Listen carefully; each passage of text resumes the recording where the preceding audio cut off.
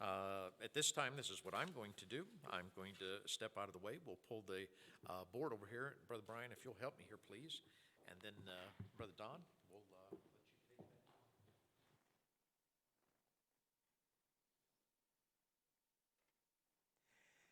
Is there anyone here for the first time? First time here? Okay. How many? Let me put, you want to give, if that's just, and here also these. Okay. And also one of them, I have a set of books for somebody that wants it.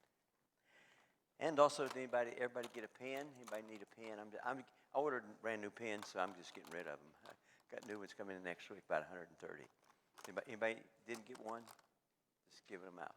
Okay. All right. Then the first thing tonight is, are there any questions? Does anybody have any questions on what we've discussed over the last 2 weeks? And we've got one more Wednesday night. Next Wednesday night finishes up. So anybody have any questions you want to ask me about anything? Thank you. All right, the first thing we're going to talk about is this right here. What is that? Okay. What do you think of them? What's your opinion of them? They come in handy? They can what? They can be trouble? Okay. The secret is knowing how to use a credit card. Okay. I have two with me tonight. This is my Chase credit card, and this is Lake City Bank credit card there. When you have a credit card, we're going to talk about tonight or next week getting out of debt, and that's on that paper that I gave you last week or you have this evening. The first thing you need to know, tell me when your credit card billing stops. In other words, every credit card, its billing stops at a certain date.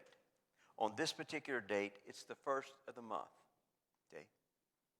On this particular one, it's like the 10th or the 11th of the month. All right.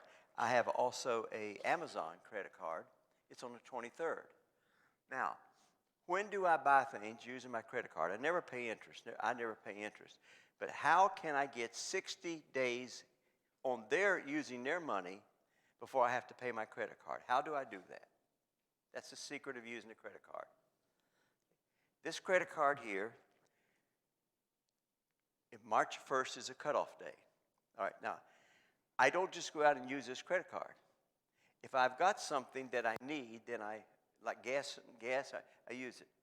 But let's say I have something that I want, but I could wait. Then when would I use this credit card? March the 2nd. Because March the 2nd, my cutoff date is the first of each month. I use my credit card on March the 2nd. My wife just looked at Amazon. She said, "Oh, I want this new purse." And I said, "Okay, when you want it?" She said, "By spring." My Amazon credit card, the last cutoff date is February 23rd. Now, when is that? Next week. I said, "Would you like to buy that on the 24th? Yeah. So when do I have to get it paid by? 24th of March? No. 24th of April. I use their money for 60 days. That's the secret. Now, if you need something, it's a good buy at any price. If you don't need it, it's a bad buy if somebody gives it to you. I heard an amen. If you don't need it, the problem is it's not need, it's we desire. We want this, we want that. If you need it, it's a good buy at any price. If I need it, I use that credit card no matter when the date is. But if I don't need it, I just wait another day or two or a week or two, whatever it may be, and I buy it, and then I get 60 days to pay off of that. Are there any questions on just learning how to use credit card? It is important to get a credit card if you don't have one. Okay? You don't have to have one, but here's the problem. If you got out and you needed to rent a car, you cannot rent a car. I don't care if you got $150,000 in your pocket. You can't rent a car without a credit card. That's the rules. And I'm not going to tell you to buy one. I'm not going to tell you this, or get one. But not only this, every time I use this credit card, they're going to pay me 1.5% back on everything. Some things, like buying gas and groceries, are going to pay me 5%. I average $34 a month. That's my average. So that's $34 a month times 12, and it's tax-free. You don't pay taxes on it. So I use all my credit cards. This particular credit card is from Lake City Bank. I get 1.5% on my checking account. That's not bad on my checking account. But to do that, I have to do three things. I have to use this credit card 15 times a month. And the month generally starts around the 10th and goes to next 10th. All right, 15 times a month. And then I have to have two monies coming in from somewhere. I use mine and my wife's Social Security that come in. And then they give me, I just sold Kathy yesterday. I said, I got $28 on this credit card for this month. That's money. I have to pay taxes on that, but I get that. So I'm getting an average of $60-some a month, which is $700 a year, just by using their credit cards. But you got to be wise in how you use them. If you're not wise, they can get you into more trouble than you can get out. When we look at debt, when economists look at debt, they don't look necessarily at your house and your cars. They look at this right here. This is your debt. That you don't pay it off every month, and that becomes a rolling debt. I'll tell you a little secret.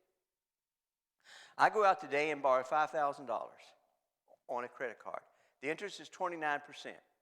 Okay? I pay the minimum payment. How long do you think it'll take me to pay that off? Huh? Never, ever. My children will pay for it. My grandchildren, it never pays off. Now you back the percent up to 21. That's what's important to learn. Credit card. Then you may pay off in 5 or 10 or 15 years, but you'll pay double for the credit card. So learn how to use a credit card. Learn to use them wisely, and you'll make money. I make money off my credit cards. In fact, I never paid a penny interest to American Express, and they got tired of paying me so much that they just canceled my credit card. They said, we're not giving you no more credit cards.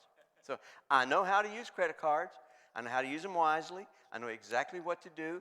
And when I've used this one, like for instance, when I've used this one 15 times, I go one more time at 16 because they'll give me 1.5% on my money. When I use that, I said, okay, Kathy, put this one in the pocket. I put it in the desk drawer, and I pull out this one. Then I use it, and I make money. I make over $700 a year just using my credit card. They're paying me to use and I take advantage of it. 10 years, that's $7,000. And I've been doing it for many years. That's a lot of money you make. Any questions on how to use a credit card? Use it wisely. Okay, use it wisely. So many young people get themselves into a big debt that they can't get out. Credit card debt. You don't want that. And as I said, when economists look at your debt, when a banker looks at your debt, the first thing they want to look at is how much credit card debt you have. You have, now I have no credit card debt if I pay these credit cards off every month. Not only that, what does that do to my credit rating score? Just shoots it up. All right. No more any questions whatsoever. Learn how to use a credit card wisely. All right. I told you that I'm going to talk about psychology and the Bible. I taught master's level courses, 506 and 508, for Liberty University for a long time, and would still be teaching tonight, except they wanted me to go Skype and do all that stuff, and I told them, nah, I don't want to fool with that. I'm too old. I don't need it. But they pay me $2,800 every course I taught, and I would teach 3 every 8 weeks.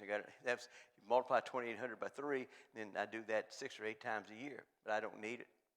But in the Bible, in the book of Proverbs, decision making is based on 3 things. You'll see these 3 words over and over and over: knowledge, understanding, and wisdom. That's in the book of Proverbs. You don't read the first 2 or 3 verses in chapter 1, and you're going to get these words. Now, they're going to be interchanged all the way through the book of Proverbs, but what you do is you gain knowledge. Then from that knowledge, you must get understanding. I just gave you understanding of how to use a credit card. I gave you some knowledge. I gave you some understanding. Then you get what's wisdom. You gain wisdom on how to do things, and you say, well, I can wait. As my wife said, I can wait another 3. I can wait next week to order that purse. We can't go out anywhere anyway, and she don't care. So I get another 60 days to pay for that rather than ordering it right now. That's the difference. Okay. Now in psychology, this is decision-making in psychology. And I'm giving this to you so I said everyone's a counselor. All right? In psychology, and it's the same thing, it takes from the Bible. I have a lot of courses in psychology, and when you talk of emotional, here it's the same thing as knowledge. This is your feeling. If you counsel some, F-E-L-I-N-G, it's your feelings. How do you feel about this decision you're about to make? If you don't have these three elements or these three in every decision, your decision will be wrong. Every decision must have these three elements if you're going to make a good decision. We get into messes by making poor decisions. The next thing is practical. That's, can it be done?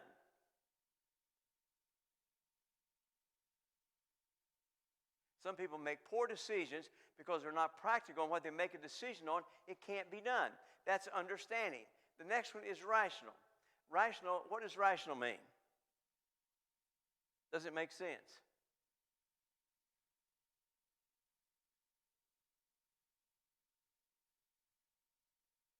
I don't spell very well. Does it make sense? Now, in making decisions, if I have to make a big major purchase on a decision, I write it down on a piece of paper. If you write it down on a piece of paper, you never have to make a decision. It's right there, right there in letters. You're going to buy a new car. I don't care what it is. You write it down and you put down everything you have. You go to this dealer, you put down, you draw your chart, and then you put warranty and everything else you're going to put. Then you put that dealer and the price of that car. You go to the next dealer. Last time I bought a new car, I bought a Subaru, and I've been to 14 places. From Mishawaka to Maryville to Crown Point to South Bend. I've been a lot of places. When I walked in, they said, wow, I've never seen anyone with this. I had a piece of paper. It was all on there. What they gave me for my trade, just everything, what their interest rate was, what everything was. Then once you look at that, once it's on a piece of paper, and you look at it, and you think about it a little bit, the decision's right there. It's right there. You just have to do it. But so I don't do that on everything. Don't go to a grocery store or anything like that. But if I'm making a major purchase, if I was going to buy a new washer and new dryer, I don't zoom and go get one. I sit down and I figure them out. Just, you know what them things? I got one in my pocket. It's called a cell phone. You ever heard of it? You ever heard of them things? What can you Google in there? You Google in there $5,000 at 29% interest. It'll tell you how long it takes. You Google anything you want to put. Like I'm getting ready to buy probably a generator for our house. I see what's going on in Texas. And I feel sorry for those people. So I was an engineer at one time. I'm a has-been now. It's been so long since I've been an engineer. But my first college degree is in engineering. I was a mechanical engineer, worked for Standard Oil of Indiana, which was bought out by BP Petroleum some years ago. But as a young man, that's where I began to work. I didn't work as a minister or anything like that. I was that. And I'm looking at a battery solar-powered generator, okay? And they'll pay me to put that in my house, by the way. I'm looking at a Generac that's, I want 24K that'll cover everything in my house, everything. Goes out in instant, nothing I have to turn off. And I'm looking at the prices and looking over the term, and I'm looking over the years. And so I won't have the decision made by next Wednesday, I can tell you that. But I'm getting the stuff together. And I'm going to see what's best for us over the long term. So when you make a decision, if you'll write it out and figure out what you've got to do, then the decision will be right there on the paper. My oldest son, he's an engineer, lives in Michigan. He called me this evening, and I asked him about that. He said, well, we are developing, because he worked for a battery company developing batteries, hybrid for the trucks. Even a big truck can run off a battery, because we're moving in that direction. You know that, okay? So I asked him, he said, yeah, they've got battery generators now, but you have to have a solar panel, and I don't know where I want to put this on my roof or not. So I'm getting all the information. Are there any questions on credit cards, decision making, or putting things on paper? Do you understand about making a decision? Okay, now, I don't want you to get mad at me, but I'm going to tell you a fact. Most women make decisions out of which one of these three? Emotional, rational, or practical? What is it? Emotional. Most women make their decisions, this is a fact we learn in psychology. Most women make their decisions on emotional. Okay? Most men make their decisions on. Okay, what do we say? Huh? You're smart. Boy, you're smart. You got to figure it out. Husbands, don't ever make a decision without your wife if it's a big decision. Sit and talk it out. Talk it out and get that. Most men in psychology make their decision on practical. Where most people fail is this one right here. Rational. Does it make sense in what you're going to do? Now, let's go back to a generator. Does it make sense, Don? You're going to have a 24 kilowatt generator. It's going to cost you $5,000, $5,200. I know all this. Plus, it's going to cost you money to get it installed. Does it make sense to buy that thing if your electricity only goes out an average of 6 hours a year? See, that's rational. It doesn't make sense to buy that if it only goes out that often. So I have to come down. I have to be rational, practical, and emotional. And you ask, what's the emotional part of this? This is your gut feeling. What's the practical? Can this be done? Yes. My emotional, yes. I don't want our families to go cold or anything, particularly when our great-granddaughters and great-grandson are there at my house right now, and that's why my wife hasn't been able to be there. But does it make sense of spending that much money over something you're not going to use that much? Do you understand? So always in your decision, it's the same thing as the Bible calls it knowledge, understanding, and wisdom. Psychology calls it emotional, practical, and rational. Does it make sense? Can it be done? Okay. Any questions before we move on? Something totally different. It's called annuities. Anybody got any questions or comments? Okay. Take your paper that if I gave you last week, if you have it, come down to the bottom on that one page. It says annuities. What are annuities? What value are they? Is an annuity worth purchasing? Let's read what annuities are. Annuities are insurance contracts. So where can you get any annuity? Anyone that sells insurance generally sells annuities. I'm not here to sell you annuities. I'm not here to tell you to buy annuities. I have 6 annuities, but you do as you please. Insurance contracts that promise to pay you regular income either immediately or in the future. Do you understand what annuities are? My first annuity I took out was when I was 25 years old. So I've had that annuity for 49 years. When I retired 6 years ago, this was what's in that annuity. I don't mind telling you.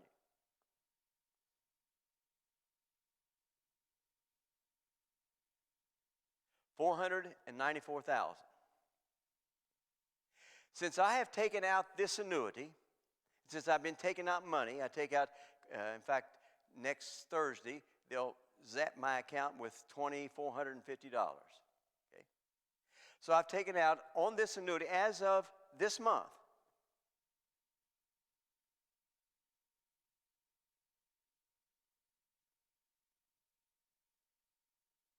$232,000.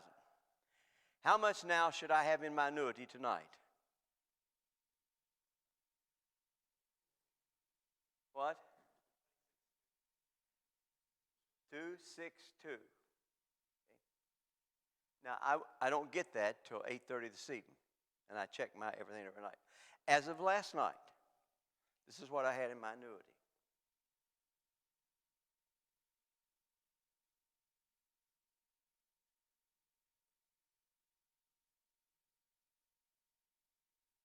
you get that figure? That's what I've got as of last night. If you don't believe me, you come home and I'll show you. I started off with $494,000 when I retired. I've taken out $230,000, but the stock market has done what? It even did what today? I'll have more annuity and more money in my annuity tonight than I did last night. So I started that annuity when I was 25 years old. Now, what do annuities do? It's an insurance contract that promises to pay you regular income immediately or in the future. I can get my income monthly. I can get it yearly, one lump check. I can get it any way you want it. I take it monthly, and it's deposited in my account.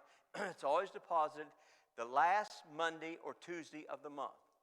So this next week, which is the last Monday, it'll be my annuity, $2,450 will be deposited.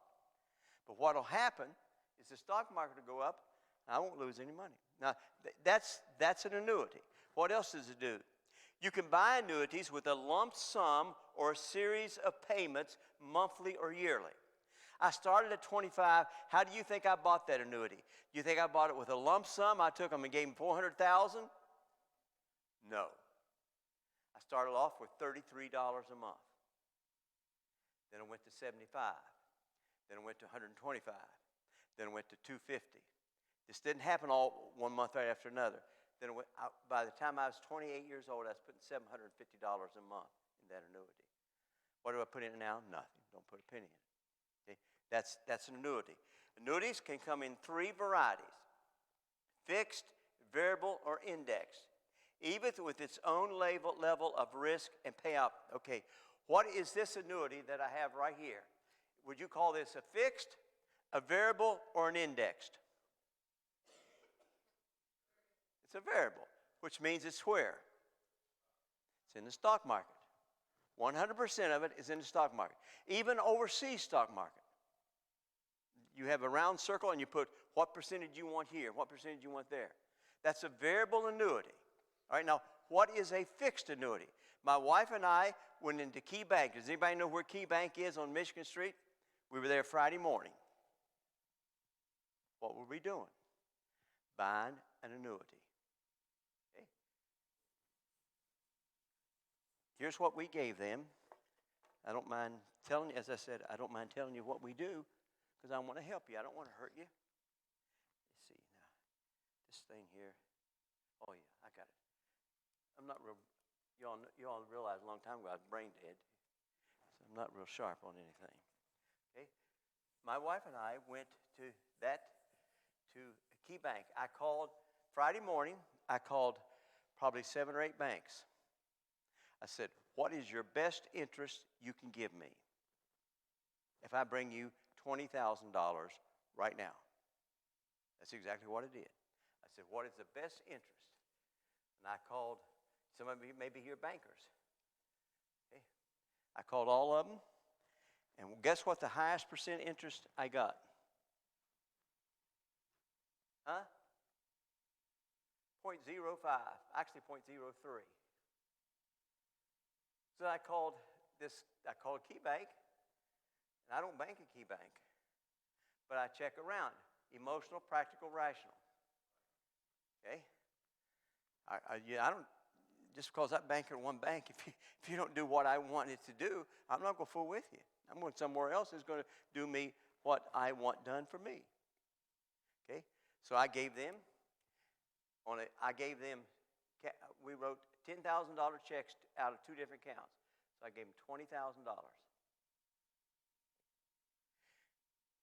The bank says, okay, this is what we'll do with you. You're going to have a fixed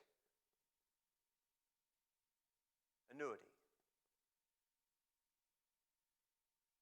Now, I've already made all this money off of the stock market, but I'm 70-some years old, so I'm not really indigent. And guess what the rate's going to be? 2.1%. That's better than any bank's paying on anything. CDs or anything, it's better. That's a fixed annuity. It's fixed. It's for 3 years. I'm allowed to take 10% out every year, which is $2,000 a year for the next 3 years if I need it. I'm allowed to take that out, and then I will get 2.1%, which is a little over $400 a year, right? It's 3 years. At the end of 3 years, I've got over $1,200 that I can do what? Plug back in that annuity, or take it out, and it's my money. I get, instead of $20,000, I get 20,100 and some dollars, 21,000 some dollars. Okay. Now, I've talked to my wife, and I said, we have 3 sons. These I bought these in my wife's name, okay? And I'm the beneficiary. I don't own them. I talked to her since then. I said, I want to buy 2 more of these. I want to give as a gift to my oldest son, $20,000 annuity. To my middle son, $20,000 annuity. And to my youngest son, a $20,000 annuity. Now, let's say, how can you do that? Because I've got all this money going in. To make up this $20,000 will take me this many months, 4 months. Because I got $2,500 going in one account, $2,700 going in another. I had $5,280 went into account today. When I was young, I invested. And I have beaucoup of money. But I don't need it, so I'm saying I'm going to give each one of my boys a $20,000 annuity. We'll have it all done within the next year. Now I'm going to change that annuity from my wife me being the beneficiary. I'm going to give my son the beneficiary. Then I'm going to change it to his name, and the other, and the other, and the other. That's a fixed annuity. It's 2.1%. That my other annuity, with the stock market, can I lose money on that other annuity? Oh yeah, I lost. It was way down. It went even below the 494. But I'm in for the long haul. It went way below the 494 I started off with. It went down to about 430. He said, man, and then you know what people do? They run and they grab their money. What do? When in 2009, remember the stock market and everything dropped? They come to me and says, what you going to do? What you going to do? I said, let me tell you a secret. You got to learn this. I ain't very smart. I ain't very rich. But the big boys in Washington, the senators, the congressmen, and all them people, do you know where they got their money? Anybody want to guess? Stock market. I said, no. They don't know me. They don't know a thing about me. Don't even know I exist. But they're going to protect who? Me? Who are they going to protect? Themselves. This is what I said. They're going to protect themselves. In the process of protecting themselves, they're going to protect me. In 2009, in one day, I lost $174,000. I've gained that $174,000 back and back and back and back 4 times. I never moved. That's where the problem is. You'll put your money in, if you're in a variable, and you'll watch the market go down, and you get all biggled up, and you go get your money out, and then you'll realize you're lost. I don't. I'll watch it go through. I've told you, I've been in the market for 49 years. The average since I've been in 49 years, remember the law of 72. Remember what the law of 72 is? What is that? That's your compound interest. The law of 72 is you take your interest rate. I've averaged 9.1. So put 9 in there. How long does it take my money to double? Okay, 8 years. That means what I've got now, 8 years from now, will be double. It just keeps doubling and doubling and doubling. It does not do that on the fixed annuity. It does not do that. But why you buy that? You just buy 2.1 because I'm buying it not for me, for my sons. Then when it comes due in 3 years, they can take it and they'll put it in other annuities. All right, let me tell you something. I'll just tell you my annuities. I'll tell you if you want to write them down. For you, Pastor, the annuity that you need to be in is called Guidestone. I've already talked to you. Guidestone. I was a Southern Baptist. Guidestone has the best annuity program of any organization. Church organization in the world. That's where I put my money when I was in. Now, what's unusual about Guidestone? Guidestone cannot invest in any product directly or indirectly deals with alcohol or tobacco. That limits a lot of things. They can't go, but yet I get the best interest off of them than I do anywhere else. So I started in Guidestone. All right. Later on, I bought annuities. My wife has an annuity, and I have an annuity from this place called Bright. All right, GHT House. Okay. Bright House. My wife has $350,000 in that one. That's quite a bit of money. And now listen to this. On November the 3rd, she said, she's turning 70. She said, well, I'm going to start taking out some of my money. It's in the stock market. It's variable, right? So she took out $15,000.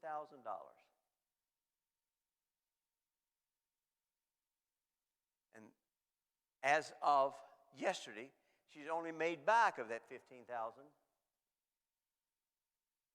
$20,000. In 2 months, she's already made $20,000 back. She told me today, she said, I'm going to take out $20,000 next year. It's annuities. We started when we were young. There's fixed, there's variable, and there's an index. Remember right here, I said there's fixed, there's variable, indexed. What is an indexed annuity? It's like a life insurance. She has a life insurance, Protective Life. It gives her, it puts it in the account. It gives her like 100, well, 2 years ago it was 110. As of last month, it was 128. It goes up every month. It's an index. It's not a fixed, but it's an index. That money goes back into the money. She never takes it out. That's an index. All right, there's annuities. The income you receive from an annuity is taxed at a regular income tax rate. Long-term capital gains, which are usually lower. Now, do you understand annuities? Do you understand what I'm talking about?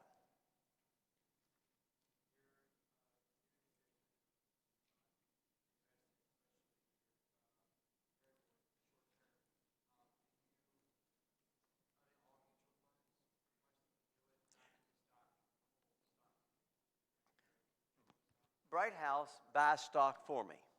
I don't buy it. Okay? I don't buy any stock. I don't put any money in any annuities. I don't need it, so I just don't do it. There comes a time in your life in which you say, oh, I'm not going to do it anymore. So what happens in our checking account builds up so high, just unreal. For instance, when we bought our house, it was $249,900. They drafted $249,900 out of my checking account. That's a lot of money getting nothing on. So that's why I take some out and buy a lump sum. You can buy lump sum annuities. When you're young, you generally can't do that unless you inherit or somebody gives you that money. My boys, even at their age, cannot buy lump sum annuities. They don't have the money. Okay?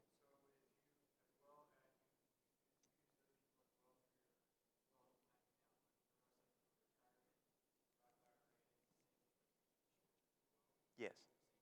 Yeah. Yeah. Yeah. And I understood annuities, like I said, when I was 25, I began to learn money because we were very poor growing up. I grew up without a dad, and we had no money. As I said, Mom has nothing in my education. I worked my way through college by washing dishes. And still today, I clean the kitchen every day. My wife never has to wash a dish. I do all of them. Don't mind doing it. I'm not too good for that. I got a hard maid, but there's nothing wrong with me doing it. But when I started in annuities, all right, I have this Bright House annuity. I have an annuity there. My wife has an annuity. Okay? Another place that I have an annuity is called Protective Life.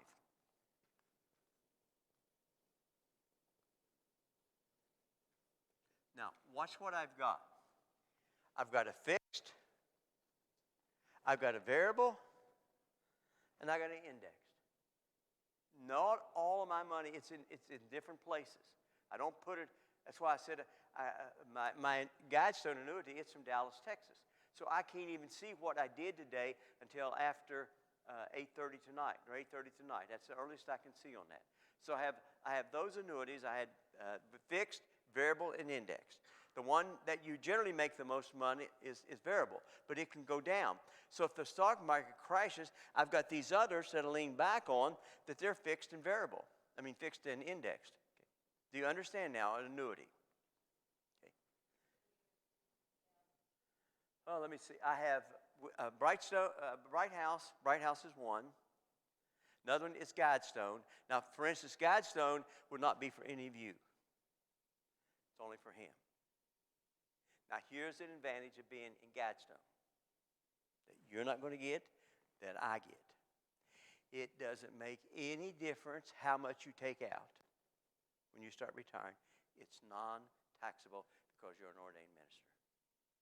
That's the main annuity you want to go to.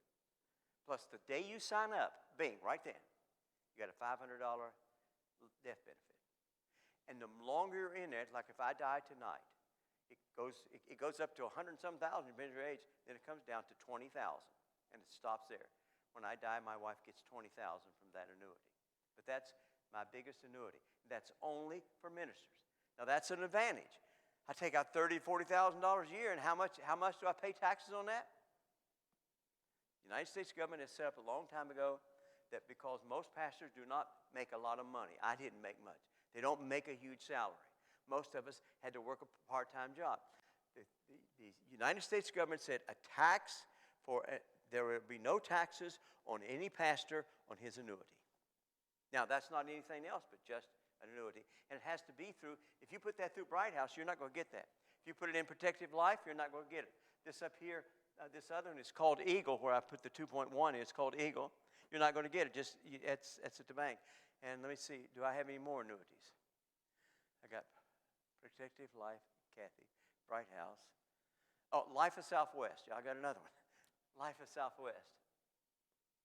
Now, this evening, I opened up my account before I came, and I said, hey, Kathy, look at Sharing Love Ministries. Now, here's what you have to understand. I don't need my annuities. So my annuities, there was $5,280 to put in my annuity today in that checking account. And what do I do with it? It's Sharing Love Ministries. It goes in Sharing Love Ministries. I give it away. I don't need it financially. So the more you give, the more what God does. Hey, what's the first thing we learned on the top of this one page about the $5 and the others? You know, it's on that side. Okay. Any other questions on annuities? So you understand what annuities are. Insurance contracts. They pay you whenever you want it. We have some of our annuities that we get monthly. We have some which get one check yearly. Annuities come in three varieties: fixed, variable, and indexed. The level of risk of each potential, the income you receive from annuity is taxed at a regular income rate. My other annuities that I get, I have to pay the regular income tax, but not on Guidestone because I'm an ordained minister. I'm going to move on to something else, unless you have questions on annuities. I'll not touch this subject again.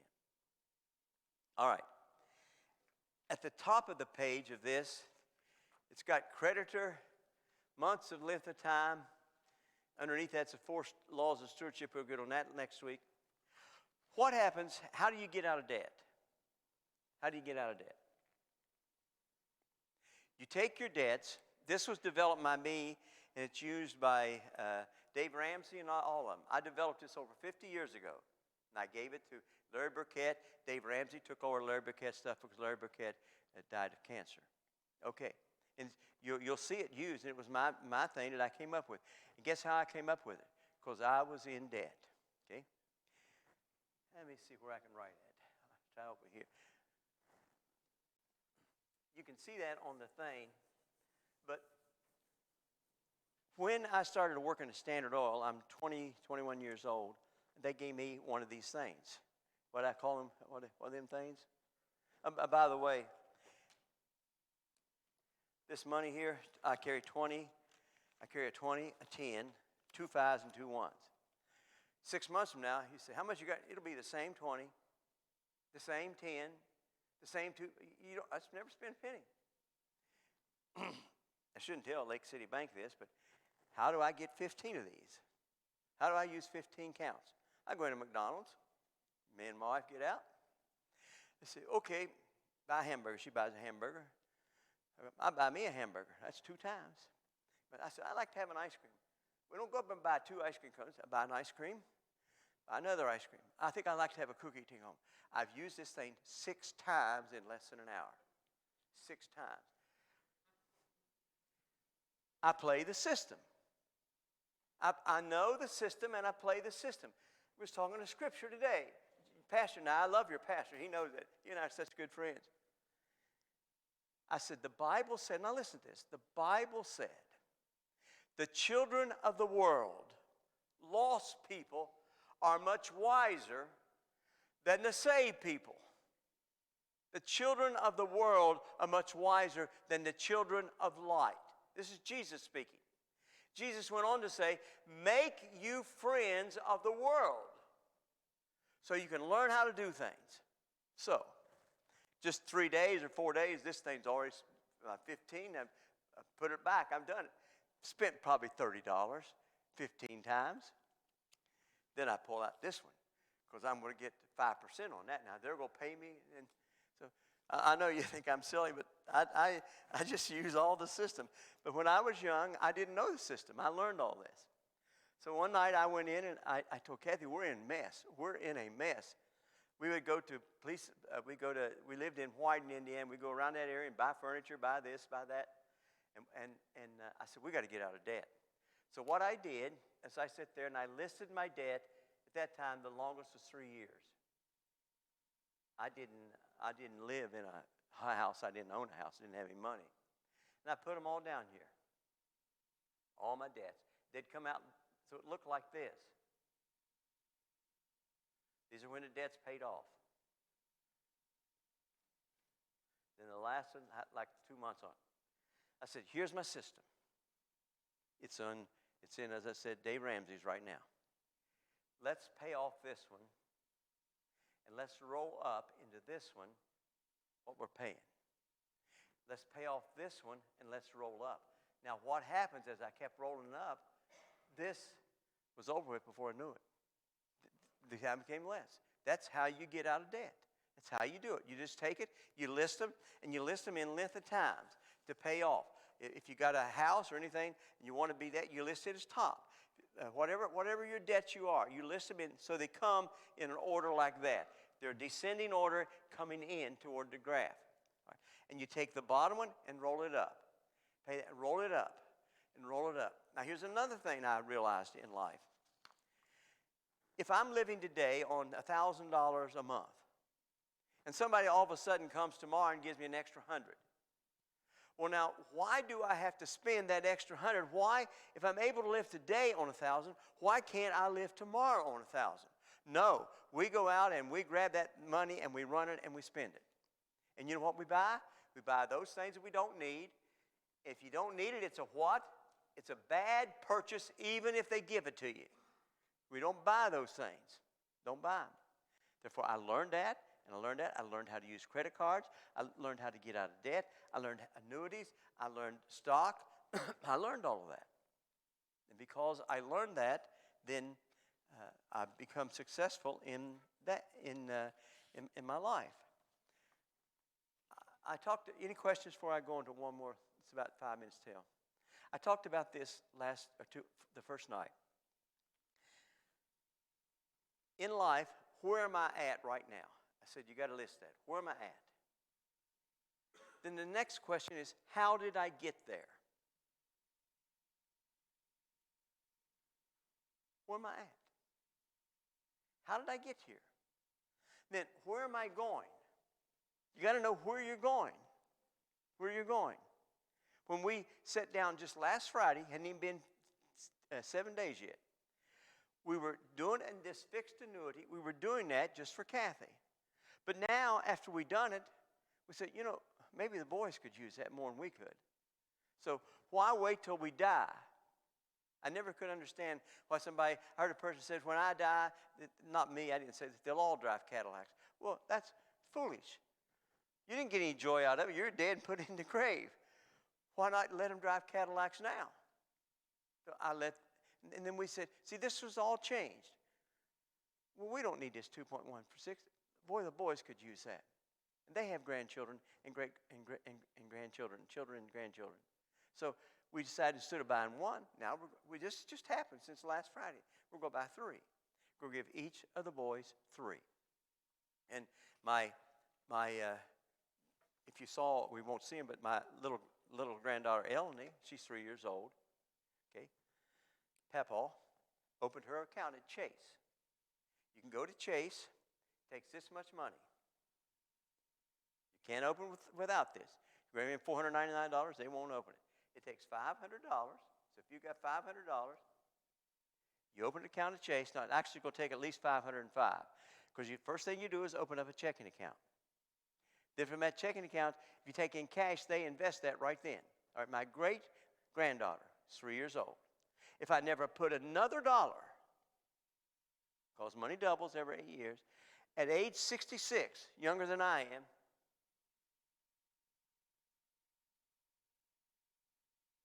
how much is that? $374,000. My great-granddaughter will have when she's 66 years old.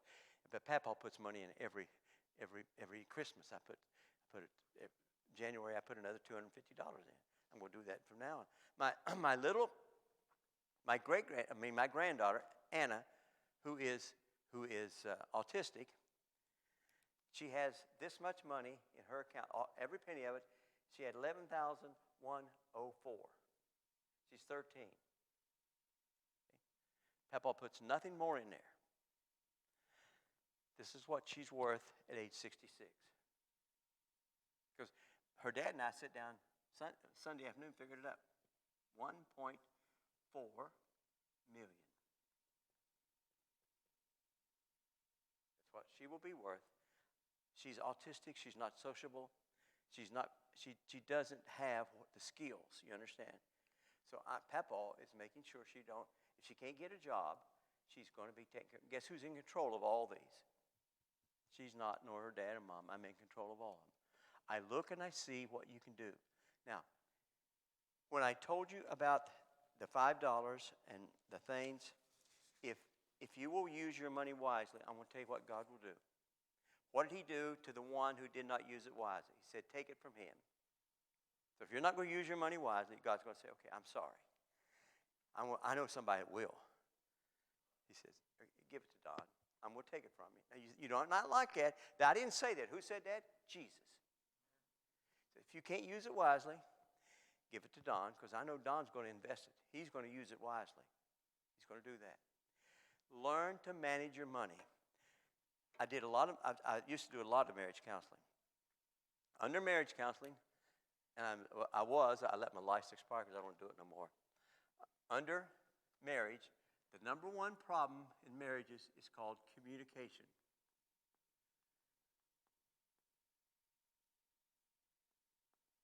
Under that, money. There, right there. Never been one I didn't sit with. It's not communication and money. All sin in life comes from three areas. I don't know the particular order because here are the areas. So I sit down and I talk to somebody of a council. I know these are going to be one. I don't care who you are. It's all your money, all your problems will come from three areas: money, sex, power. Write these down, Pastor. For anyone that you sit down with to counsel on marriage, the problem will be from one or two or three, but it'll be from one of those three areas. And if you go back and look at the Bible, they come from there. The pride of the eye, the pride of life. You go back and look at the Bible, they come from there. All right, it's 8 o'clock. Does anybody have anything else they want to discuss discuss next week? I got things to discuss, but anybody have anything you want discussed?